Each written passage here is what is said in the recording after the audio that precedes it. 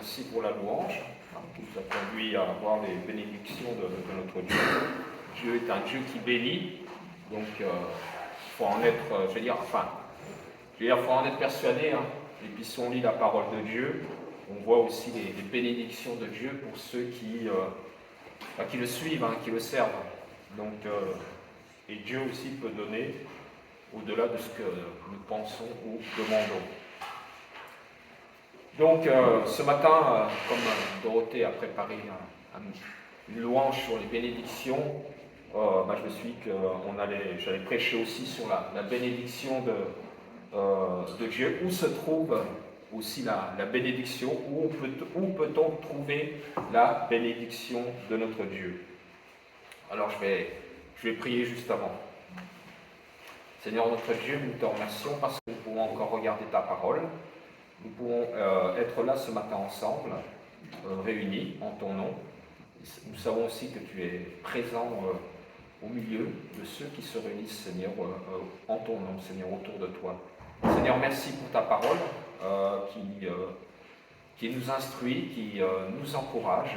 Et Seigneur, nous te remettons ces instants que nous passons devant ta parole, Seigneur, et dans la lecture de ta parole. Amen. Amen. Alors, avant d'être ici, ou dans l'église locale, il y a déjà un engagement personnel.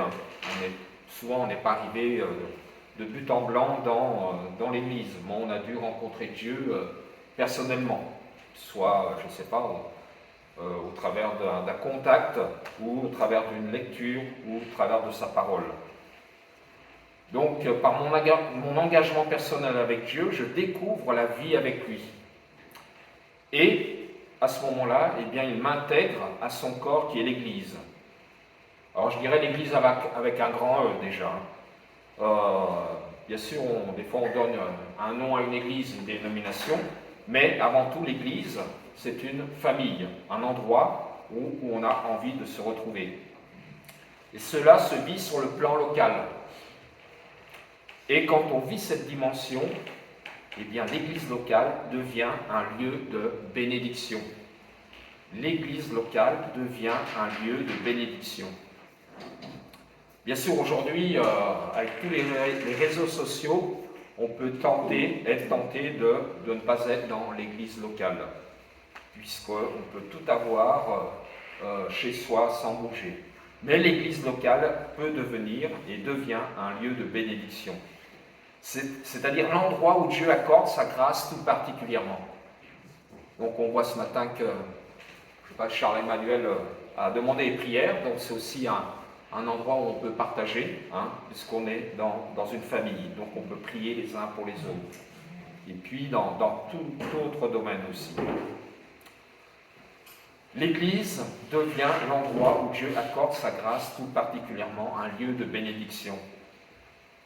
C'est sûr, il accorde sa bénédiction, même si on est seul.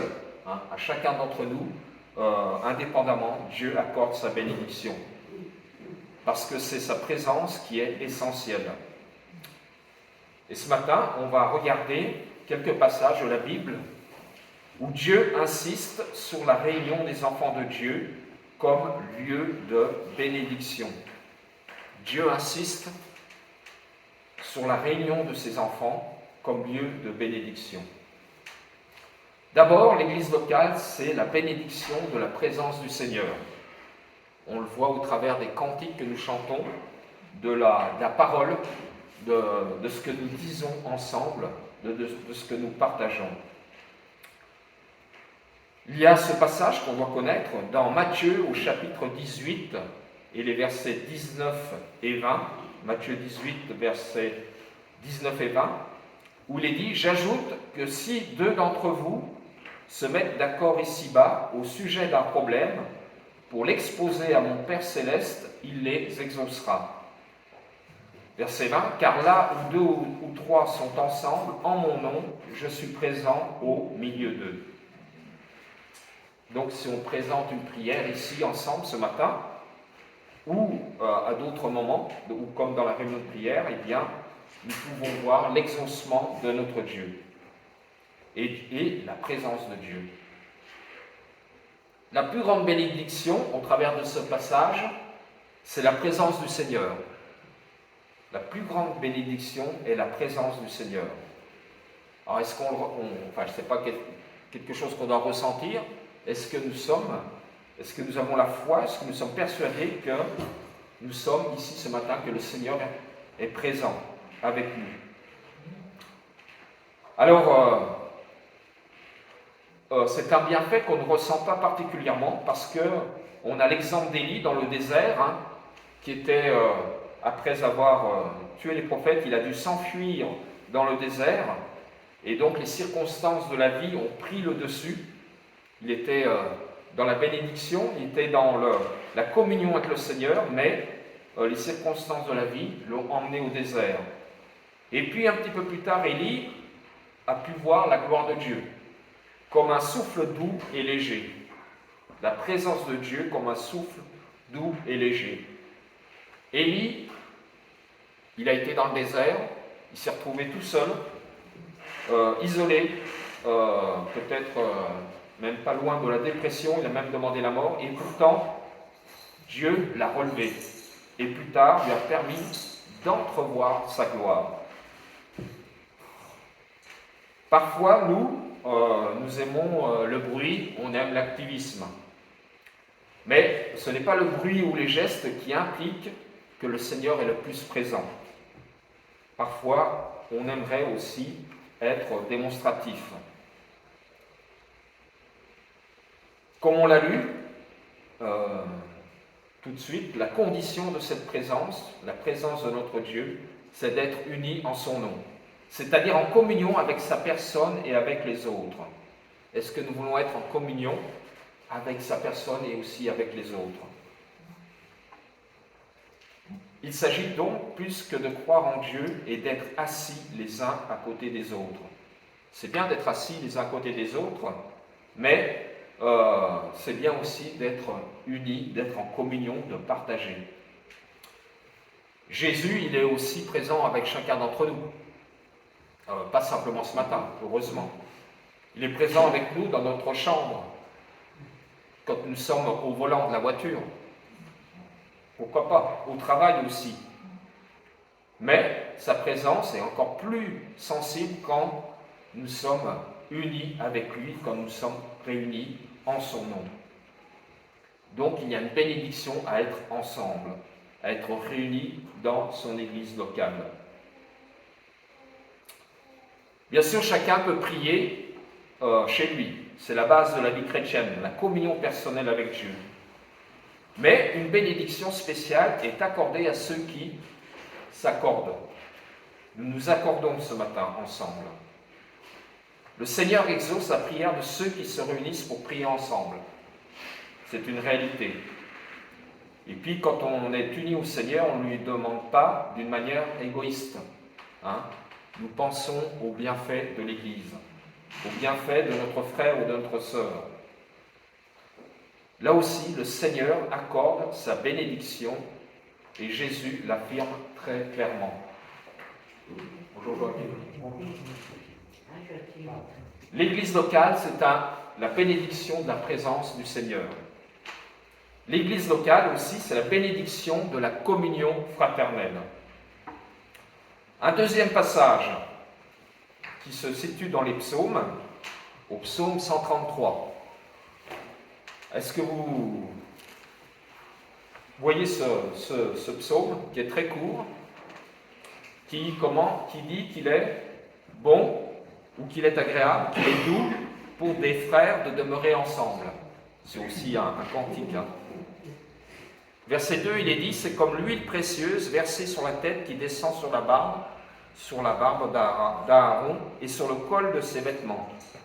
C'est comme la rosée de l'Hermon, l'Hermon est une montagne, qui descend sur les hauteurs de Sion. En effet, c'est là que l'Éternel envoie la bénédiction, la vie pour l'éternité. Alors, si on reprend le verset 1, il est dit « Oh, qu'il est bon et qu'il est agréable pour des frères de se trouver ensemble. » Des frères et des sœurs, on va rajouter ça aussi. Qu'il est bon, qu'il est agréable pour des frères et des sœurs de se trouver ensemble Et si on passe juste à la dernière phrase de ce psaume, c'est là que l'Éternel accorde sa bénédiction et la vie pour toujours. Donc si nous sommes là ce matin, réunis, ensemble, frères et sœurs, eh bien Dieu nous accorde sa bénédiction et la vie pour toujours. La vie pour l'éternité. L'introduction et la conclusion affirment que l'union des croyants qui se retrouvent implique la bénédiction de Dieu, la vie même. Voilà l'action de Dieu sur les personnes unies en lui. Il nous donne de la vie.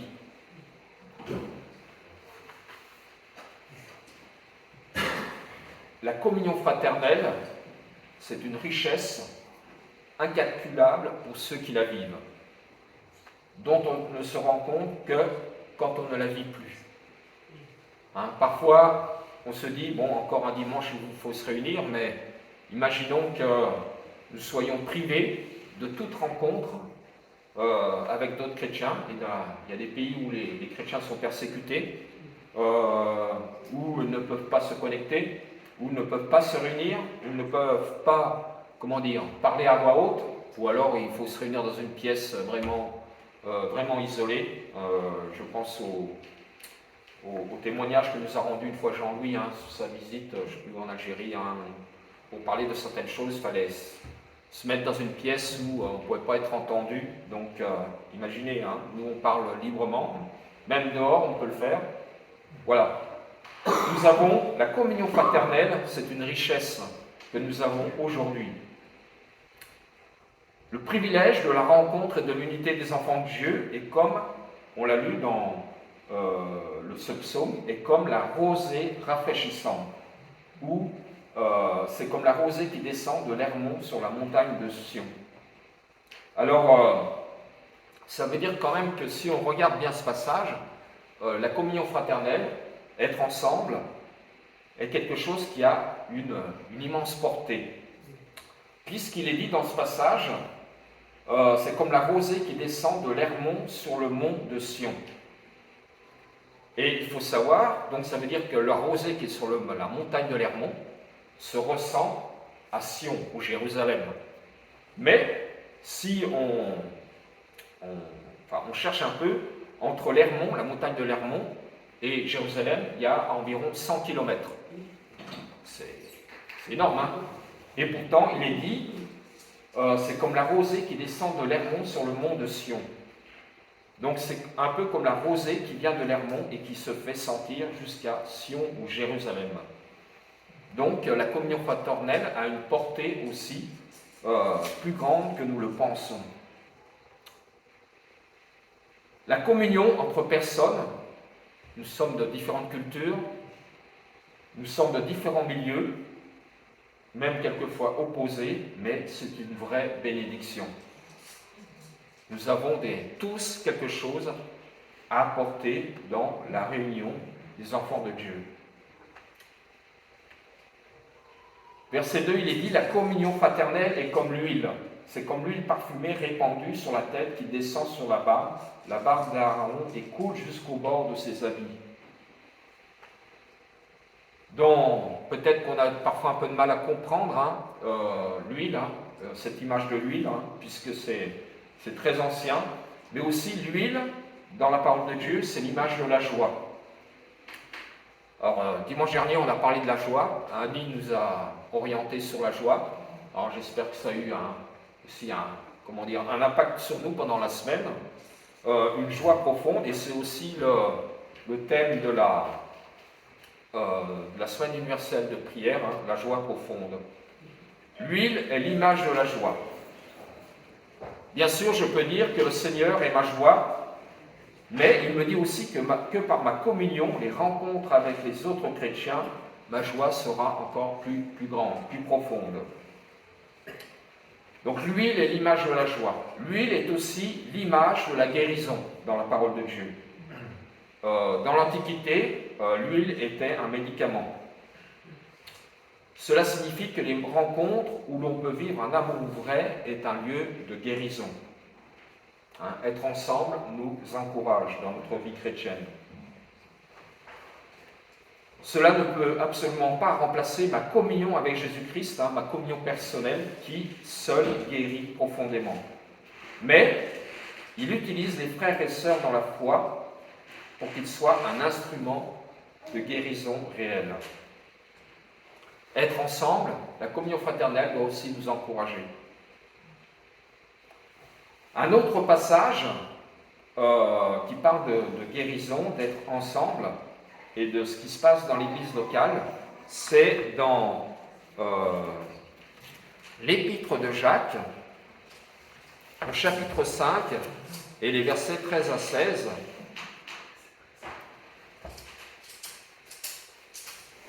Alors on l'a mis un peu en pratique ce matin.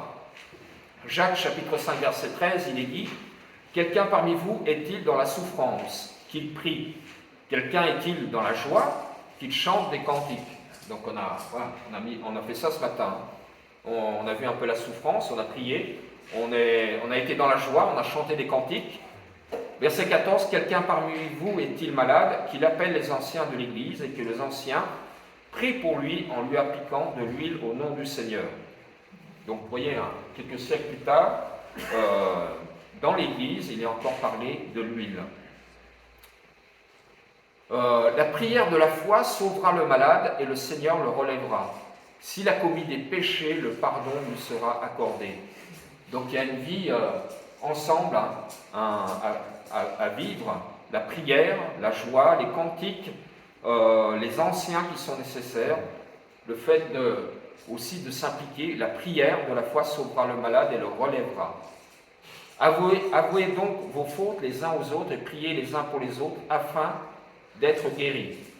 La prière du juste agit avec une grande force. En ce début de culte, on a prié aussi. Notre frère Yvon nous a confessé ce qui s'était passé dimanche dernier. Et voilà, c'est un privilège de pouvoir prier les uns pour les autres et aussi de se comprendre. Dans ce passage, il est parlé de guérison physique et spirituelle. C'est Dieu qui a accompli ce miracle.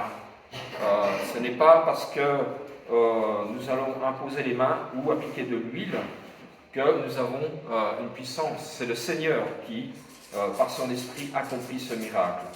Mais on voit aussi, au travers de ces quelques versets, que cela se passe dans le cadre de l'Église locale. Parce qu'on se connaît, parce qu'on a la communion fraternelle, ensemble, eh bien, nous pouvons partager nos soucis, nous pouvons partager nos problèmes et prier. Le malade demande aux responsables de l'Église, ses représentants, de prier avec lui et pour lui. Confessez donc vos péchés les uns aux autres et priez les uns pour les autres afin d'être guéris. Dieu veut nous guérir. On peut prier pour mon frère qui est atteint d'un cancer. Bah oui. Qui est à l'hôpital. Il s'appelle ton frère Philippe, ouais. Donc à la fin de mon message, on priera pour ton frère. On a prié, je sais qu'on a prié pendant la réunion de prière, mercredi dernier. Bon, on le fera. C'est terrible. D'accord, on va prier. Jésus parle de la bénédiction de la communion fraternelle. La communion fraternelle nous permet de prier les uns pour les autres, de faire part de nos soucis, comme vient de le faire Joachim. De ces rencontres dont Dieu se sert pour nous guérir moralement, physiquement et spirituellement. Et puis, l'huile, donc, c'est l'image de la joie, c'est l'image de la guérison, et l'huile aussi, c'est un symbole de purification et d'engagement pour Dieu. Moïse devait mettre sur Aaron et ses descendants de l'huile. Et quel était le but de ce symbole? Ainsi, tu les sanctifieras et ils seront à mon service. Dans l'Église locale, nous sommes au service de notre Dieu et au service les uns des autres. Il y a eu aussi la recherche de ce nouveau roi d'Israël, où le prophète devait mettre de l'huile, sanctifier celui qui serait le nouveau roi à la place d'Ésaü. Et donc, on voit aussi que là, il y a quelque chose de... un choix de Dieu aussi au travers de qui il envoie pour faire cette onction d'huile. Et puis aussi la communion fraternelle, la vie avec d'autres chrétiens, nous pousse à nous engager pour Dieu. Je me souviens, il y a une trentaine d'années en arrière, on m'a demandé de faire la louange. Je ne m'en sentais pas vraiment capable, mais voilà, le fait d'être sollicité aussi entre nous nous permet de nous engager. Et puis un peu plus tard, on m'a demandé de faire des prédications. Là encore, c'est pas évident, mais voilà, c'est la demande qui vient de frères et de sœurs que nous connaissons, et cela nous encourage. Cette vie de progression se fait grâce à la vie dans l'Église. Il est dit dans une épître, « Nous vous le recommandons, frères, avertissez ceux qui mènent une vie déréglée, réconfortez ceux qui sont découragés, soutenez les faibles et soyez patients envers tous. » C'est dans 1 Thessaloniciens au chapitre 5, verset 14. Le but est de s'entraider pour progresser, changer de plus en plus selon la pensée de Dieu, et cela dans l'Église locale. Paul s'adresse à ceux qui vivent dans l'Église locale de Thessalonique. Il y a une bénédiction à être dans l'Église locale. Et puis l'apôtre Paul avertit aussi, il nous dit, « Ne prenons pas comme certains l'habitude de délaisser nos réunions. Au contraire, encourageons-nous mutuellement. » Encourageons-nous mutuellement. Ça aussi, c'est le but de la communion fraternelle, d'être ensemble, nous encourager mutuellement. Et cela, d'autant plus que vous voyez se rapprocher le jour du Seigneur.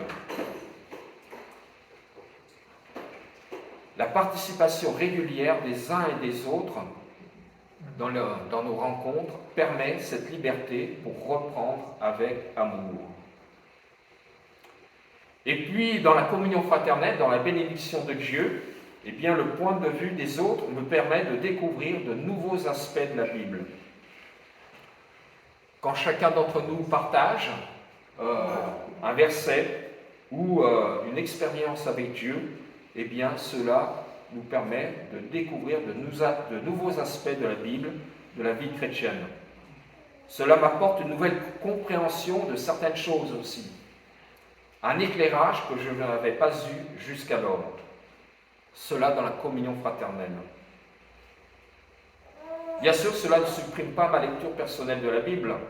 Il faut bien aussi que je m'alimente personnellement. Mais Dieu se sert aussi des autres pour me faire grandir dans sa connaissance. Et puis on a cet exemple dans l'Église primitive, dans les Actes au chapitre 2, verset 42. Il est dit qu'ils s'appliquaient, les chrétiens s'appliquaient fidèlement à écouter l'enseignement des apôtres, à vivre la communion fraternelle, à prendre part au repas commun et à participer aux prières. Ça fait un programme assez dense. L'enseignement, la communion fraternelle, les repas en commun, la participation aux prières. Donc, s'appliquer fidèlement. Et le résultat était la bénédiction de Dieu. Il est dit dans ce cadre de la vie de l'Église primitive que le Seigneur ajoutait chaque jour à leur communauté ceux qu'il sauvait. Donc aussi la communion fraternelle est aussi un témoignage autour de nous. C'est une bénédiction. La bénédiction aussi le résultat de petites choses vécues régulièrement entre nous. Ce n'est pas toujours des grands coups d'éclat, ce sont des petites choses que nous vivons ensemble.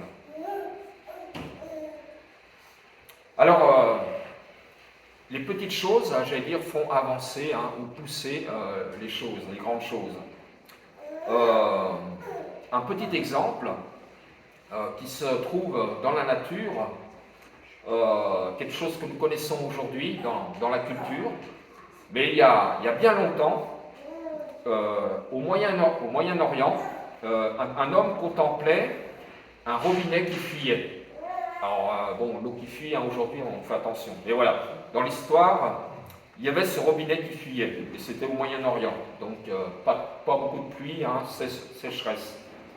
Et il remarqua qu'il y avait un arbre à côté de la fuite, et que cet arbre était plus grand et plus vigoureux que les autres, hein, à cause de la fuite en permanence. Alors, peut-être c'était quelques gouttes, hein, et cet arbre était plus grand et plus vigoureux que les autres. Puisqu'il était jardinier, cet homme, il savait que les méthodes traditionnelles d'arrosage gaspillaient vraiment l'eau. Hein. Si vous arrosez dans un endroit sec et en pleine chaleur, l'eau disparaît rapidement et n'a pas l'effet voulu.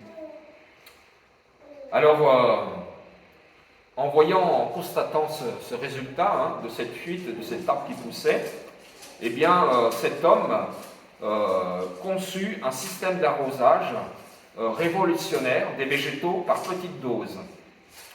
Bon, on a oublié le nom de cet homme, mais aujourd'hui, le goutte à goutte en horticulture est devenu très célèbre. Hein. On arrose, beaucoup de cultures sont arrosées en goutte à goutte, et particulièrement plus efficace dans les zones désertiques, puisque l'eau ne s'évapore pas, et au lieu d'arroser d'un grand coup, on arrose continuellement par petites doses. Et c'est cette découverte aussi qui a permis de voir le miracle du désert refleurir en Israël.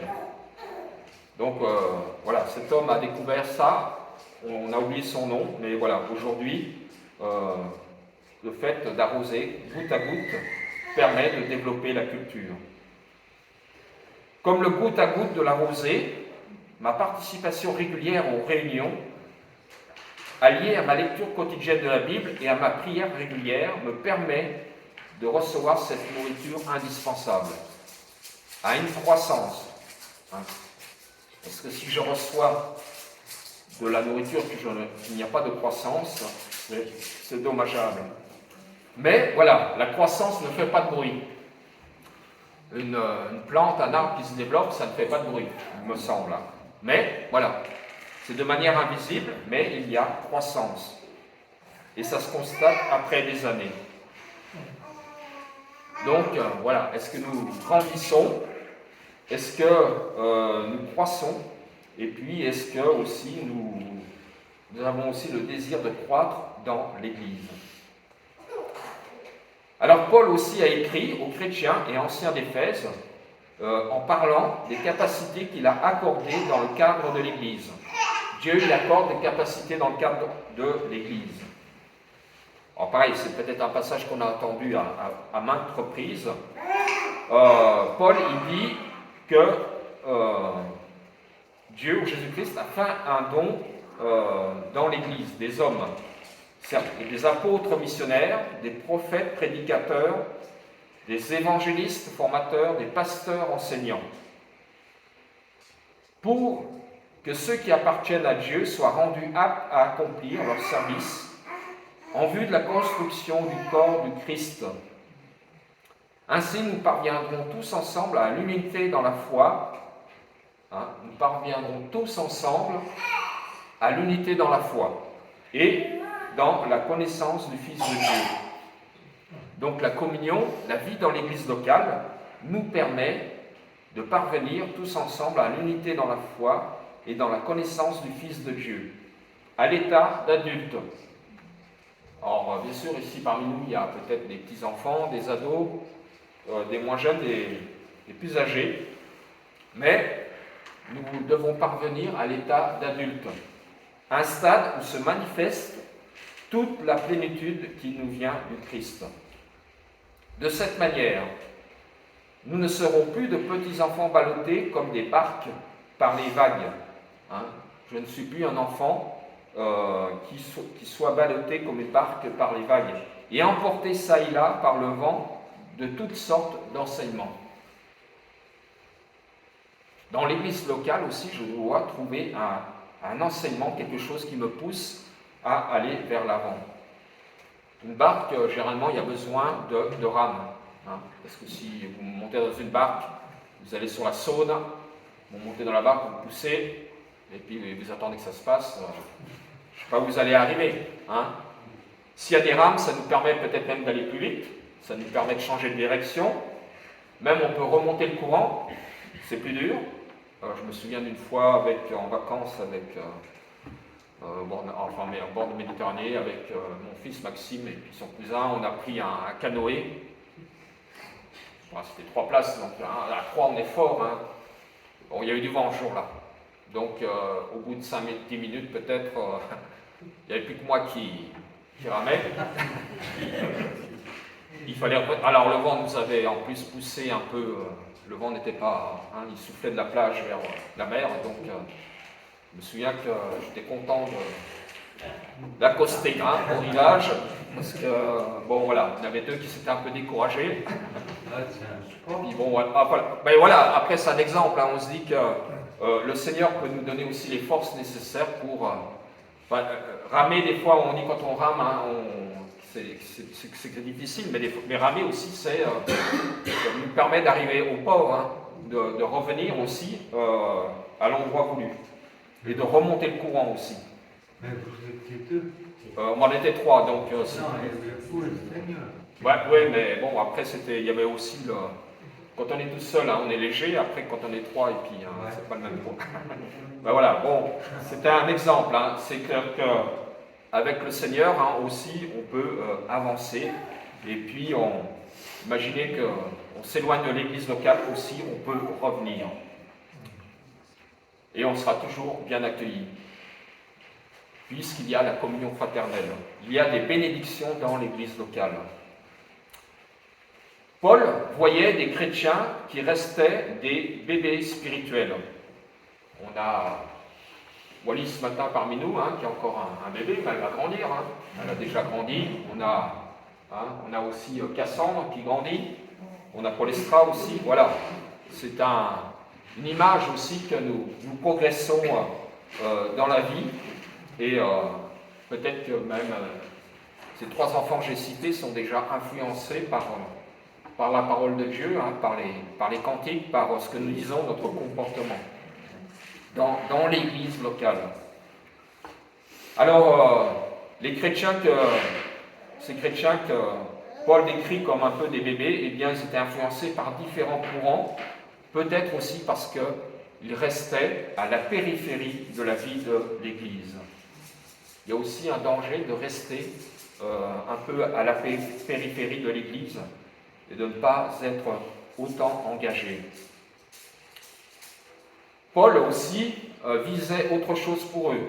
Ceux qui reçoivent régulièrement l'enseignement donné dans une église progressent, deviennent adultes. Le but n'est pas de rester un bébé, un enfant, mais de devenir adulte.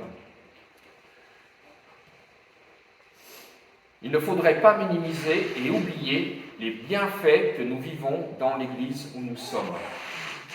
Que ce soit ici, rue Gauthier, que ce soit l'espace évangélique, que ce soit rue Dijon, il y a des bénédictions à être engagés dans l'église locale, à vivre en communion les uns avec les autres. Parce que il n'y a pas que des bonnes choses. Hein. Parfois, dans les autres, il y a des imperfections.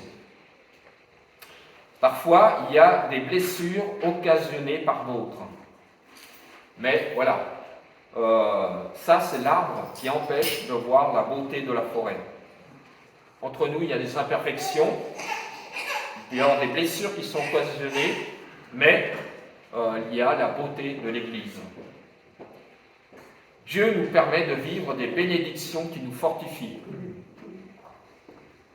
Mais aussi, peut-être, je dois réviser ma conception de l'Église locale. Peut-être que je dois réfléchir à ma participation concrète. Alors quelqu'un a dit, pour conclure, l'Église est un dortoir. Non, enfin, non. En fait, il a dit l'église est un atelier, non un dortoir. Hein? C'est-à-dire que des fois on est bien installé, et puis on aimerait bien aussi se laisser aller un peu. Hein? Mais il n'y a pas que le dimanche. Hein. L'église est un atelier, non un dortoir. On travaille ensemble. Alors, dans l'église, je peux y vivre en spectateur ou en consommateur. Voilà, je viens pour recevoir la louange, je viens pour entendre la parole de Dieu, je viens pour entendre de beaux cantiques, pas seulement. Pour certains, l'église, c'est comme le rempart des principes moraux et le gardien des traditions. C'est pas simplement ça. Dieu n'a pas inventé l'église comme un bâtiment. Alors j'ai discuté avec quelqu'un il n'y a pas longtemps qui me disait que elle a eu un contact avec une personne, enfin c'est dans notre assemblée, donc vous voyez Arlette hein, qui s'occupe de Brigitte, hein.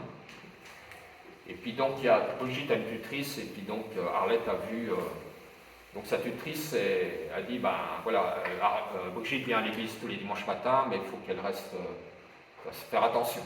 Et puis elle a demandé l'adresse de notre église quoi, et elle est passée devant. Elle a dit, ah mais c'est bizarre, c'est pas une église.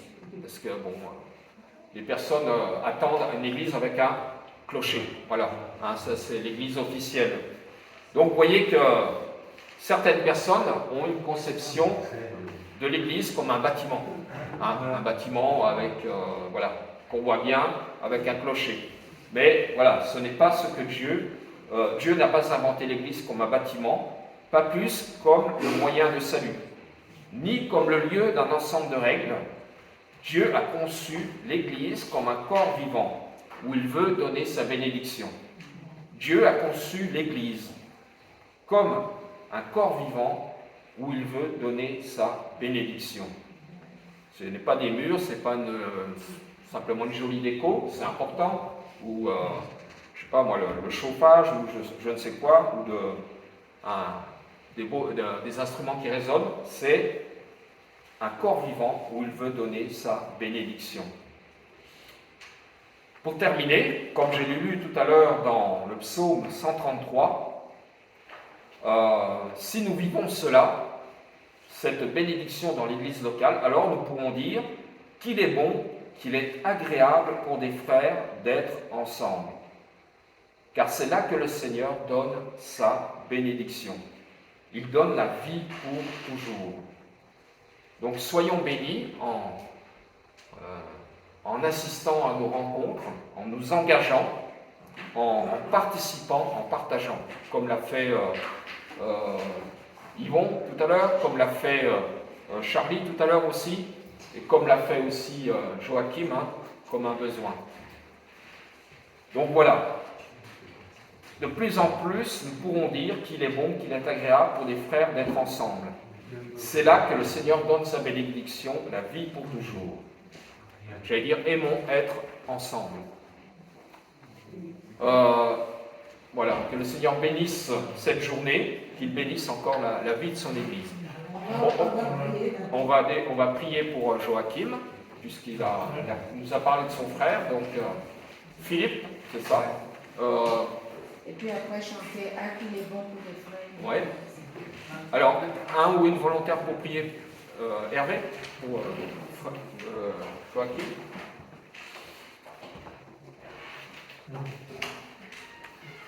Seigneur, tu vois la peine de Joachim. Tu vois son appel au secours pour son frère, Seigneur. Ce matin, on veut te remettre son frère entre tes mains. On te prie de toucher son cœur, de le guérir si possible, mais surtout que tu donnes la paix à Joachim et qu'il puisse l'accompagner dans ces moments vraiment difficiles. On te prie pour ta bénédiction. Amen. Amen. Merci. Donc on va chanter le psaume 133. 17.